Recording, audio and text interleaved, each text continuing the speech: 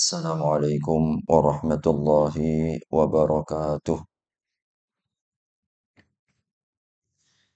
Alhamdulillahi rabbil alamin.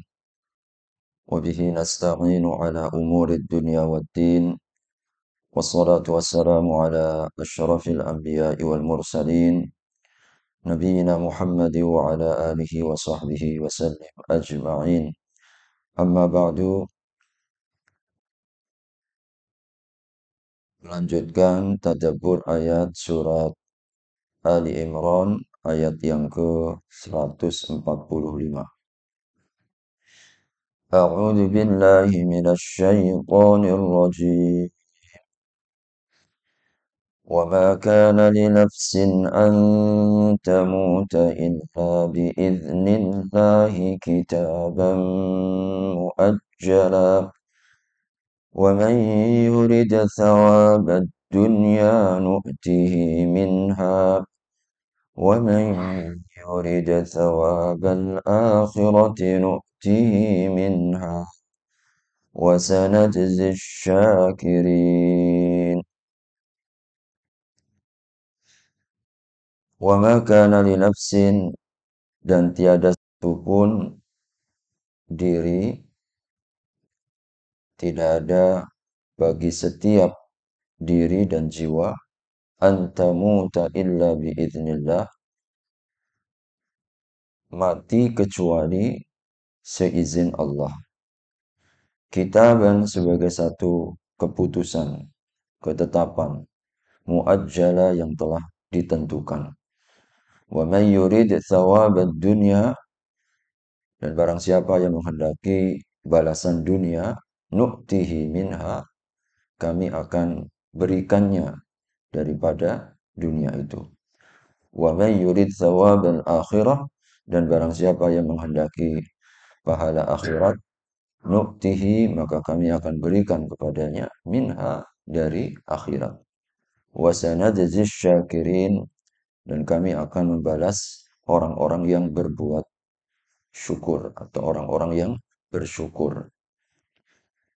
Hadirin rahimakumullah, pada ayat 144 yang telah kita bahas di subuh kemarin, Allah Subhanahu wa taala menegaskan bahwa Nabiullah Muhammad tidak lebih rasul sebagaimana rasul-rasul sebelumnya yang pun akan mengalami kematian, baik kematian secara normal, meninggal di atas tempat tidur, atau juga bahkan terbunuh ya. Maka Allah mengingatkan jangan sampai meninggalnya seorang utusan membuat kita kembali murtad ya, ke belakang, tidak berpegang teguh dengan ajaran-ajarannya. Maka di dalam ayat ini Allah memberikan hiburan ya. Memberikan hiburan. Ayat ini adalah hiburan kalau kita kaitkan dengan ayat sebelumnya kepada kaum mukminin, bahwa andai kata seorang utusan itu meninggal, baik meninggal di atas tempat tidur atau meninggal dalam medan perang, sesungguhnya adalah seizin Allah. Allah yang mengizinkan. Tidak mungkin kematian datang kecuali sesuai dengan takdir keputusan yang telah ditentukan oleh Allah Subhanahu wa taala. Maka ini adalah hiburan kepada para sahabat maupun juga kita kaum mukminin ya, seluruhnya. Karena tidak ada satu musibah yang paling besar selain dari meninggal dan wafatnya Rasulullah Muhammad sallallahu alaihi wasallam. Bahkan dalam beberapa riwayat disebutkan ketika Rasulullah wafat itu kesedihan luar biasa. Digambarkan oleh para sahabat, tidak ada yang membuat kami lebih bahagia selain daripada kedatangan Nabi SAW ketika hijrah ke kota Madinah. Dan tidak ada yang membuat suram kesedihan yang begitu besar, begitu dahsyat selain kewafatan Nabi Sallallahu Alaihi Wasallam, hingga sahabat Umar itu tidak mampu untuk bisa menahan diri. Siapapun yang mengatakan Rasul itu wafat, maka akan aku penggal lehernya. Hampir-hampir tidak bisa menerima kenyataan karena dekatnya Umar bin Khattab, cintanya Umar bin Khattab, hingga kemudian dibacakan oleh Abu Bakar As-Siddiq ayat kemarin 144, wa ma Muhammadun illa Rasul. Muhammad tak lebih seperti utusan yang baru. Beliau sadar seakan ayat itu baru diturunkan. Itu karena kesedihan luar biasa. Maka ketika Allah beri nasihat di dalam ayat 145-nya ini, kalau andai kata Rasul wafat sekalipun, seizin Allah. Meninggal di atas tempat tidur, seizin Allah. Meninggal dalam medan perang, juga seizin Allah. Maka kalau seluruhnya adalah keputusan Allah, pasti yang terbaik. Pasti yang paling sempurna. Tinggal kita ini redha ya kepada Allah Subhanahu wa taala. Kemudian yang kedua hadirin, ini juga menjadi sebuah isyarat bagi kita bahwasanya pertempuran, peperangan, dan jihad itu tidak menjauhkan dari kematian. Begitupun rasa takut kita untuk turut dalam perjuangan tidak akan memperpanjang umur kita. Maka mestinya jangan takut mati karena berjuang. Jangan takut mati karena berjuang. Banyak orang meninggalkan jihad dan perjuangan untuk agama. Ini karena takut mati. Sebab ini adalah sifatnya orang munafik. Sifatnya orang-orang yang tidak beriman. Bahkan orang yang beriman itu rindu dalam perjuangan fisabilillah. Dalam semua bentuknya. Kita mewakafkan diri kita untuk fisabilillah kepada Allah Subhanahu wa taala. Kadang seringkali karena rasa takut yang berlebihan, nanti begini, nanti begitu, akhirnya nggak jadi. Orang nggak mau berangkat haji kadang-kadang takut nanti kalau terjadi apa-apa. Takut Pak Ustadz masih kecil anak-anaknya. Belum tentu juga kita meninggal di sana. Kita ditakut-takuti, lalu kemudian nggak pernah daftar haji. Nanti ya kalau sudah mau masa-masa pensiun, lebih dekat dengan mati itu. Ya. Jadi, oleh karenanya hadirin, jangan sampai rasa takut kita dengan kematian membuat kita berhenti dari perjuangan. Maka ayat ini begitu kuat ya memberikan kepada kita bahwa ajal ini ketentuan Allah Subhanahu wa taala. Khalid bin Walid beratus-ratus peperangan dan juga beliau meninggal di medan perang. Bahkan beliau meninggalnya di atas kasur tempat tidurnya. Subhanallah. Banyak orang nggak perang pun mati juga. Ya. Meninggal juga. Tapi tentu beda kematian fisabilillah dengan kematian secara umumnya. Sebab kematian ketika di jalan Allah Subhanahu wa taala, kita dalam kebaikan. Jadi pada saat kita melaksanakan satu amalan-amalan kebaikan fisabilillah, terlebih kalau andai kata ada jihad fisabilillah, memang ini ada syarat-syaratnya. Tidak boleh umat Islam kemudian absen ya. Seperti saudara-saudara kita yang di Palestina, memang mereka hukum jihad sudah masuk di sana. Dua syarat utama. Pertama, kita diusir dari negeri kita. Kita diusir. Maka boleh angkat senjata. Maka kita katakan para pejuang sebelum era kemerdekaan, mereka mujahid. Kita diusir, dijajah. Yang kedua, kita diperangi karena agama. Agama kita ini perangi. Dan jelas, mereka bukan saja penjajah, tapi memang mereka ada misi-misi lain. Misi-misi agama. Karenanya hadirin, kalau dua ini terpenuhi ya, memang itu adalah salah satu di antara syarat-syarat dibolehkannya jihad fisabilillah. Ketika kita tidak ada jihad dalam arti peperangan, maka terbuka sangat lebar. Semua bentuk upaya kita, usaha kita dalam rangka menegakkan agama Allah, maka adalah fisabilillah. Sekecil apapun, apapun yang kita lakukan, baik berupa perkataan atau tindakan, yang kita tujukan agar i'la'i kalimatillah, kita hendak meninggikan agama Allah, hendak menebarkan kalimat-kalimat petunjuk Allah, maka fahuwa fi sabilillah. Mereka itu sedang di jalan Allah Subhanahu wa taala. Maka ketika kita thalabul ilmi, adalah jihad fisabilillah.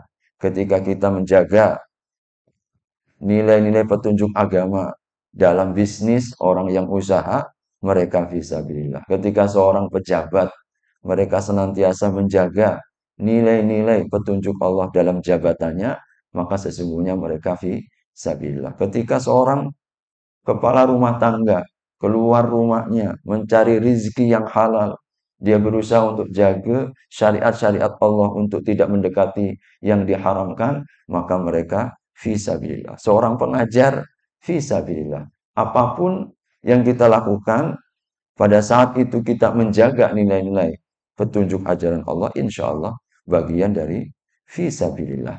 Maka ini yang harus kita niatkan. Kita niatkan. Karena itu hadirin, ayat ini mengingatkan kepada kita, jangan sampai rasa takut kita untuk menegakkan usaha agama membuat kita takut kita kepada kematian, ya, menghentikan kita untuk melakukan amalan-amalan agama. Karena itulah di dalam ayat ini Allah Subhanahu wa taala menegaskan illa biidznillah. Jadi kalau terjadi memang seizin Allah Subhanahu wa taala.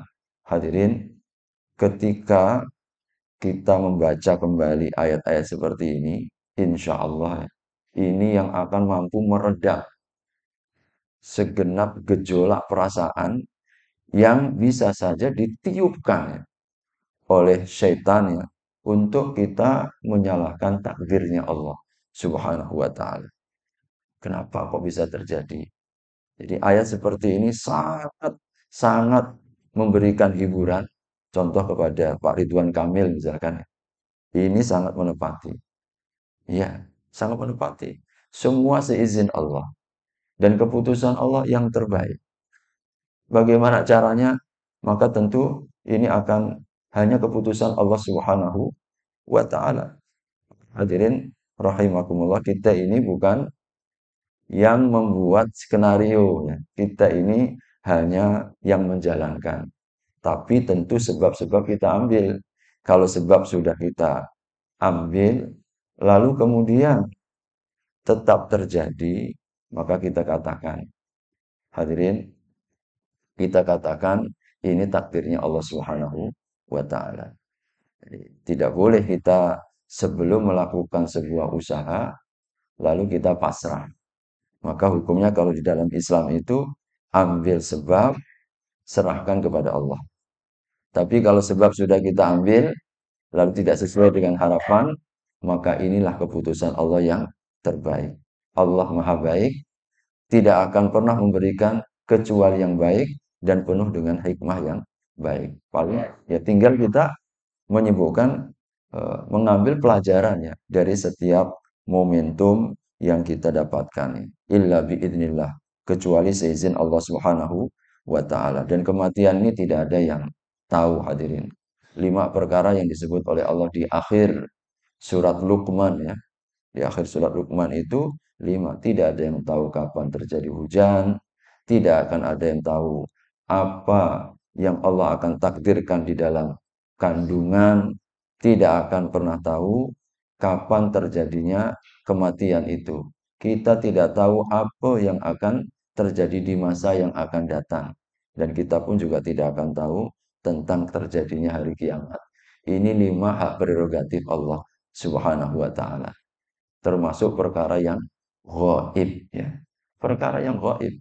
Maka tidak mungkin kita mendahului takdirnya Allah Subhanahu wa taala. Tidak ada yang tahu kapan orang itu akan meninggal dan di mana akan meninggal.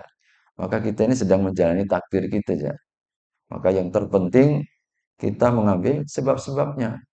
Jadi kalau kita misalkan Nabi SAW mengatakan kepada kita, kalau ada satu tempat di sana ada wabah penyakit, kok jangan masuk.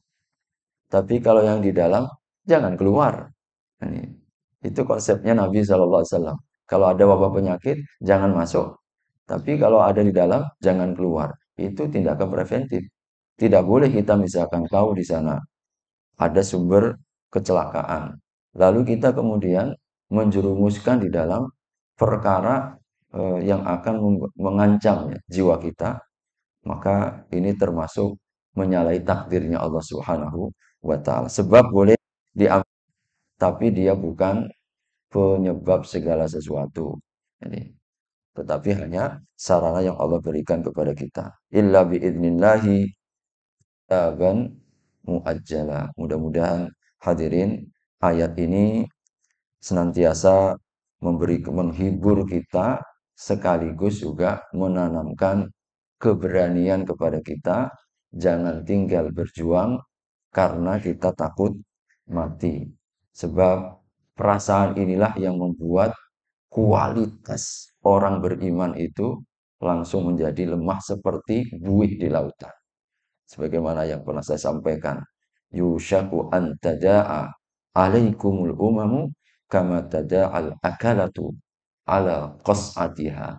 Hampir-hampir tiba waktunya musuh-musuh kalian itu mengerumuni kalian sebagaimana orang yang sangat lapar mengerumuni makanan. Awamin qillatin nahnu ya Rasulullah yauma idzin.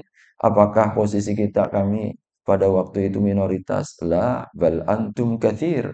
Kalian pada saat itu mayoritas. Walakinnakum ghuzaun ka ghuzais sail.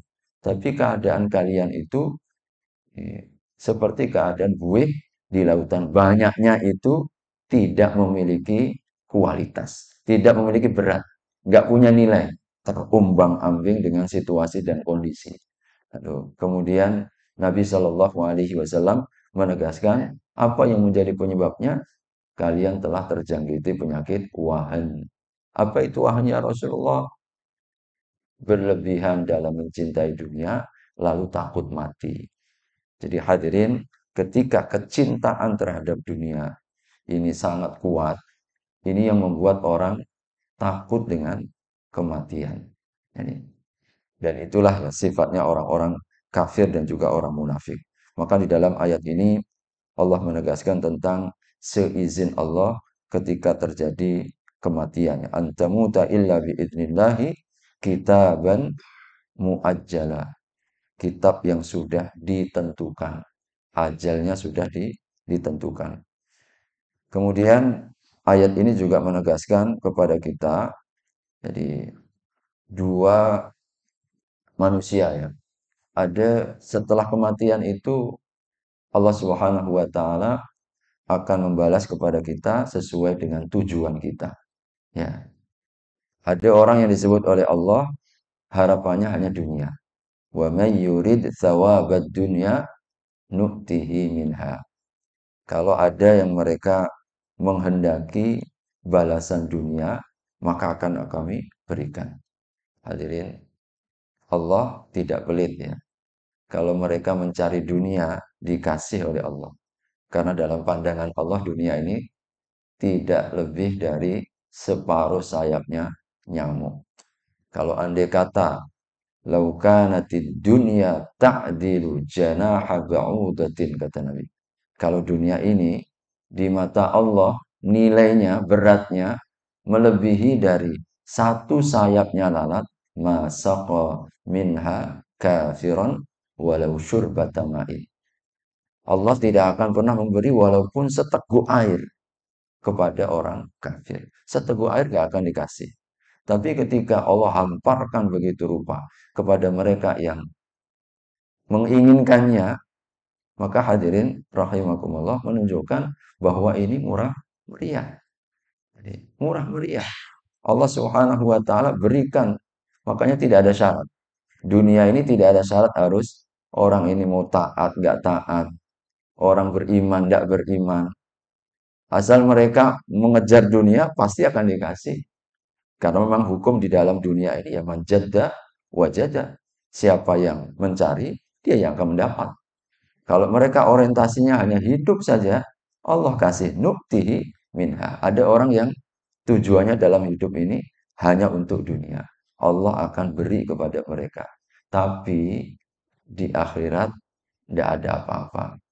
Ya, makanya penutup ayat-ayat tentang haji itu kan Allah Subhanahu wa taala salah satu doa yang harusnya banyak dibaca ketika orang sedang berhaji itu Rabbana atina fid dunya hasanah wa fil akhirati hasanah. Itu di ayat 21, 201-nya. Di ayat sebelumnya itu ada orang yang wa minhum may yaqulu rabbana atina fid dunya titik. Ada di antara mereka yang doanya, yang harapannya, tujuannya hanya untuk kebahagiaan dunia. Maka Allah ingatkan, wa ma lahu fil akhirati min khalaq. Sedikit pun mereka nanti di akhirat itu tidak ada bagian. Sudah ditambah min. Sekecil apapun. Tidak ada. Karena apa? Karena semua balasannya itu sudah di dunia. Maka orang-orang yang tidak beriman lalu berbuat baik, balasannya itu langsung disempurnakan di dunia. Kasih sehat, panjang umur, rezeki murah. Nah, itu balasannya di dunia.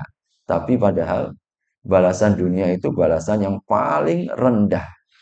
Jadi, maka disebutlah dengan dunia, yaitu sesuatu yang sifatnya rendah. Dunia itu dari kata dani. Dani itu artinya rendah di mata Allah Subhanahu wa taala.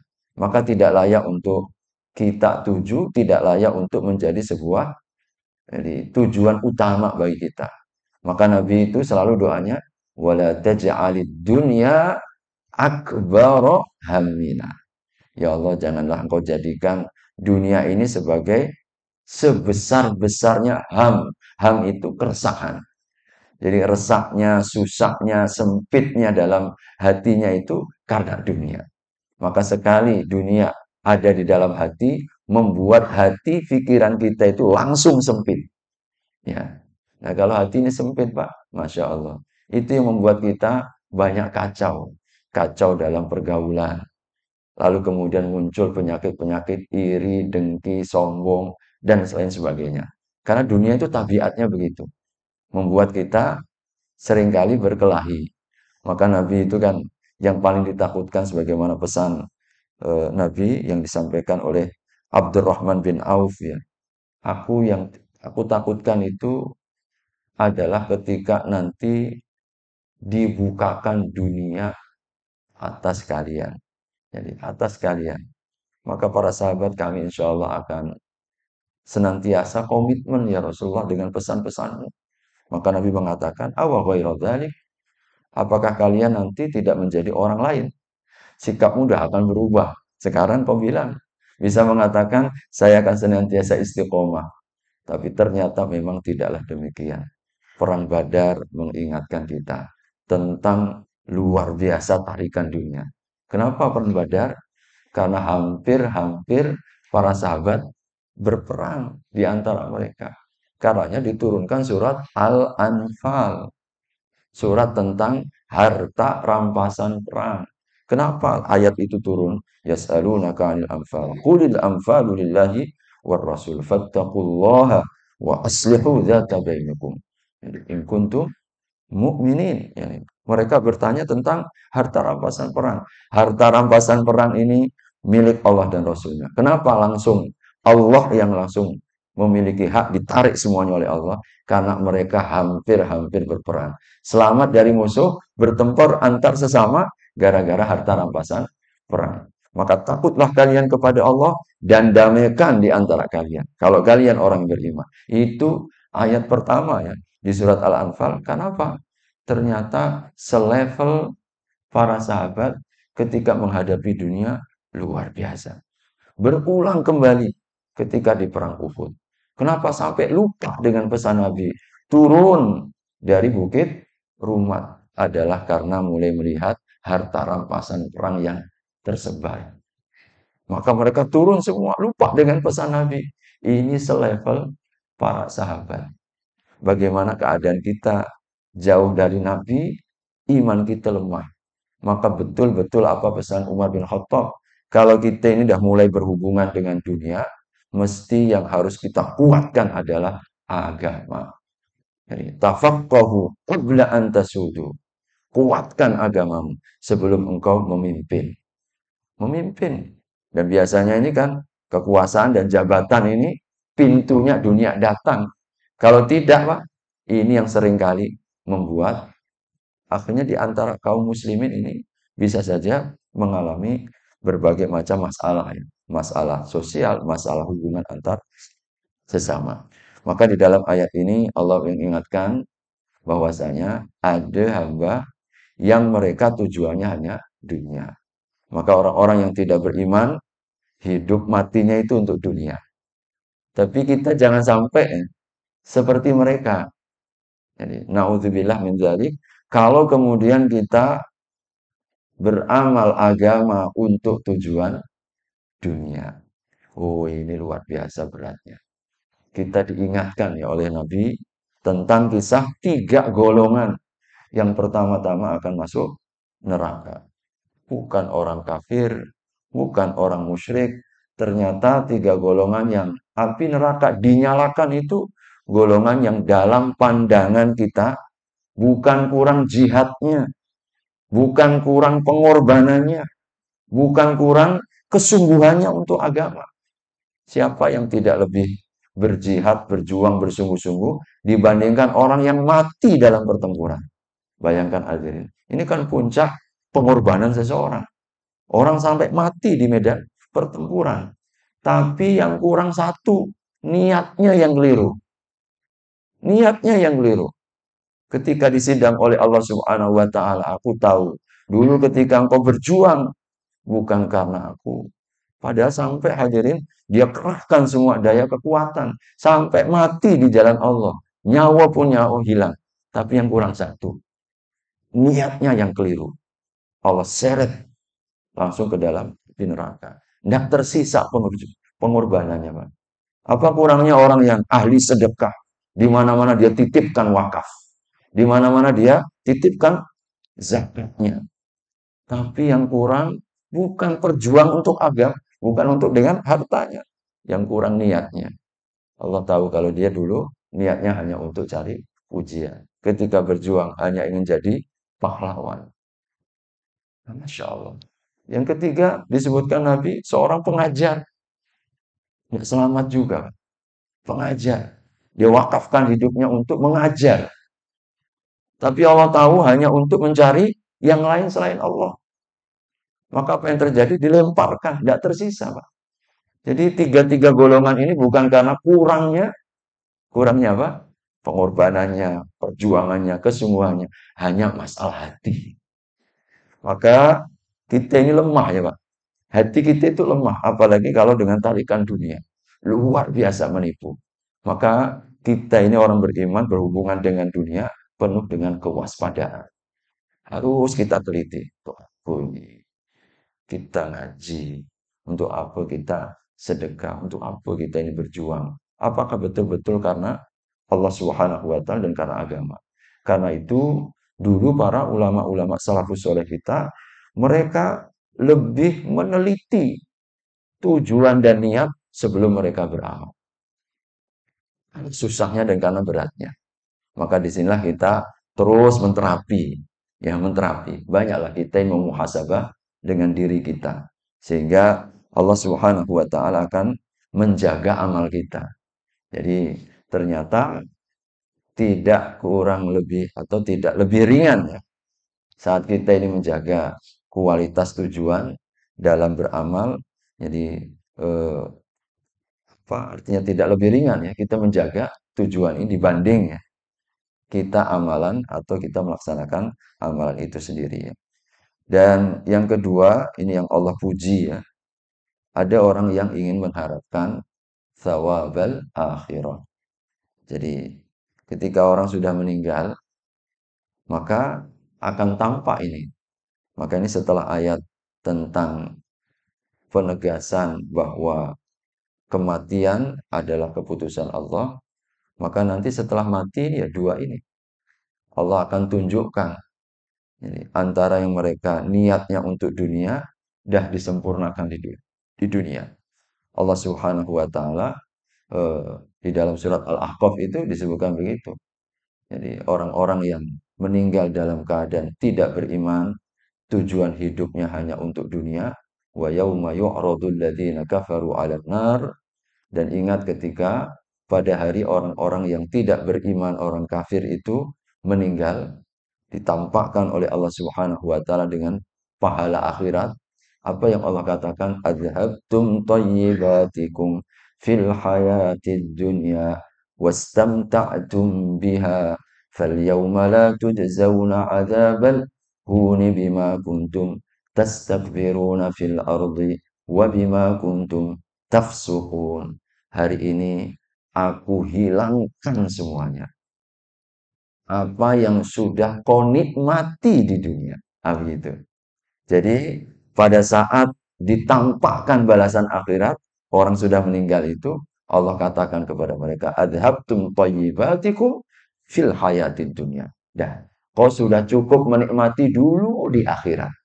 Bima kuntum tastakbiruna fil ard, dengan kesombongan-kesombonganmu terhadap kenikmatan-kenikmatan yang telah aku berikan. Wabima kuntum tafsukun, dan kefasikan dosa yang sudah kalian buat. Dah, nikmatmu udah selesai. Jatahmu untuk menikmati kesenangan selama hidupmu sudah selesai. Nah, sekarang tinggallah apa? Fal yauma tujzauna adzabal hun. Yang tersisa hanya apa? Azab yang menghina. Itu perkataan Allah bagi orang-orang yang hanya tujuannya dunia. Kan begitu. Nah, bagi mereka yang tujuannya akhirat ditutup oleh Allah.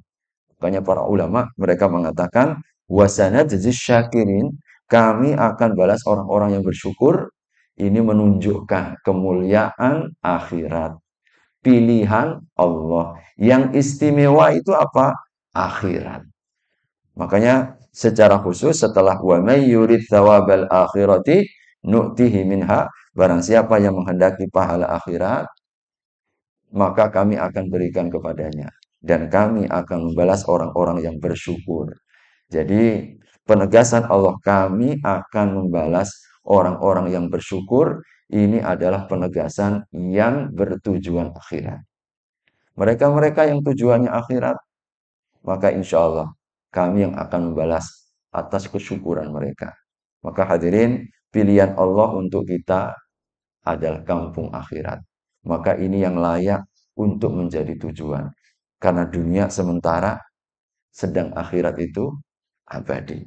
Maka sesuatu yang sementara, ini yang pasti akan kita tinggalkan. Sedang abadi ini yang akan terus ya. Akhirat belum ada jaminan, maka kita harus bersungguh-sungguh. Sedang dunia ini kan belum dijamin ya. Hadirin rahimakumullah. Maka tidak ada yang bisa kita bandingkan, sehingga Rasulullah SAW itu sedikit menggambarkan kepada kita tentang perbandingan antara dunia dan akhirat seperti jari telunjuk yang kita masukkan ke dalam laut. Falyandur, jadi maka hendaklah dia perhatikan apa yang diambil oleh jari telunjuk yang kita masukkan ke dalam lautan. Jadi sedikit sekali. Jadi sedikit sekali. Oleh karenanya mudah-mudahan hadirin ayat ini pertama mari kita hadirkan di dalam hati kita. Jangan takut mati, tapi kita juga nggak boleh menentang mati. Kematian adalah insya Allah bagi orang yang beriman pintu-pintu kebaikan. Makanya disebutlah dengan wafat. Bahasanya wafat. Artinya apa? Wafat itu disempurnakan. Adalah kesan dan pesan orang yang meninggal itu disempurnakan balasannya. Maka orang yang beriman, jenazahnya pasti akan mengatakan qaddimuni, qaddimuni, segerakanlah aku, segerakanlah aku. Karena dia sudah melihat apa yang dijanjikan oleh Allah kepadanya. Seluruh makhluknya mendengar ucapannya ini, kecuali jin dan manusia. Maka kita diarahkan bimbingan jenazah jangan banyak lama-lama. Langsung segera mungkin. Jangan siksa orang yang baik dengan kebaikannya. Kalau orang itu buruk, kita segera berlepas ya daripada keburukannya. Karenanya amalan dan juga hidayah ayat ini harus menanamkan kepada kita bahwa tidak boleh kita takut mati sehingga kita meninggalkan berjuang karena Allah ya. Seringkali karena takut mati ini yang menjadi penghambatnya. Yang kedua hadirin, kita mesti harus senantiasa ya, redha dan husnudzon dengan seluruh keputusan Allah. Keputusan Allah. andai kata terjadi kematian, kewafatan, ada orang-orang terdekat kita, orang yang kita cintai, seizin Allah. Maka orang yang beriman, mereka akan bersabar dan redha dengan keputusan Allah ini. Tidaklah seseorang yang diambil dari orang yang dicintainya, lalu dia redha, kecuali satu balasannya, surganya Allah. Memang tidak mudah. Tapi kalau kita ingat-ingat ayat ini, insya Allah akan lebih mampu kita untuk meredam dan juga mendatangkan keridhaan Allah. Yang kedua, hadirin pesan ayat ini, mari kita terus teliti niat dan tujuan kita dalam setiap amalan-amalan kita. Adakah untuk dunia, maka kita akan sangat merugi, ataukah untuk akhirat, maka Allah siapkan balasan yang terbaik bagi kita. Mudah-mudahan senantiasa Allah Subhanahu wa taala memberikan bimbingan kepada kita, kekuatan agar setiap ayat yang kita baca semakin meninggikan derajat kita dan Allah Subhanahu wa taala bukakan dapat kita amalkan dalam kehidupan kita sehari-hari. Hadanallahu wa iyyakum. Mudah-mudahan ada nilai manfaatnya, kurang dan lebihnya mohon dimaafkan. Ayat 145, wa ma kana li nafsin an tamuta illa bi idnillahi kitaban muajjala. Wa man yurid thawabad dunya nu'tihi minha wa man yurid thawabal akhirah nu'tihi minha wa sanajzi syakirin. Amin ya rabbal alamin. Mari kita sempurnakan dengan kafaratul majlis. Subhanakallahumma wa bihamdika asyhadu an la ilaha illa anta astaghfiruka wa atubu ilaik. Wassalamualaikum warahmatullahi wabarakatuh.